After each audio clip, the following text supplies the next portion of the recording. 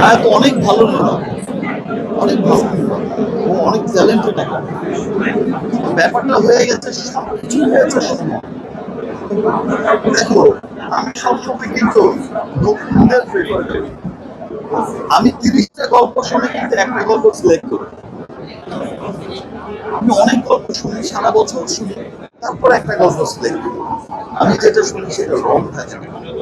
আমি শুনি, আমার টিম শোনে, একাধিক অনেকবার শুনি। এবার যেটা হয়েছে, যেমন হৃদয়ের ক্ষেত্রে যেটা বলা হয়েছিল যে হৃদয়ের ছবি করবেন আপনি, ছবি। আমি বলেছি যে হৃদয়ের সিনেমা দেখে সবাইকে বলতে হবে হৃদয় হচ্ছে one of the best director, commercial director. তো আমার আছে ভাই, হায়াতের ক্ষেত্রেও সেটা ব্যাপারটা ছিল। হায়াতের সিনেমা দেখে, হায়াত কিন্তু খুবই ট্যালেন্টেড একটা মানুষ, ও আসলে সময়টা পায়নি।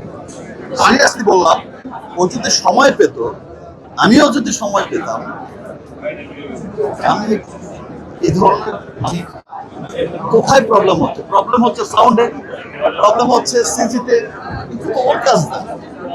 প্রবলেম হচ্ছে কালারে, টেকনিক্যালি। অনেকে বলছে যে এই পারমিশন জটিলতার কারণেই কিন্তু দেখো যে আমাদের যে মূল শিবির ছিল, পুরো শিবির শেষ হয়ে গেল।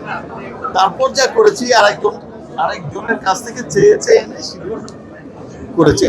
আমরা ডিটেলিং আসলে শুট করতে পারি। নিশ্চয়ই আমরা পরবর্তীতে হায়াত ভাইয়ের অন্য কোনো কাজের নিশ্চয়ই হায়াত তো পাঠিয়ে দেবে।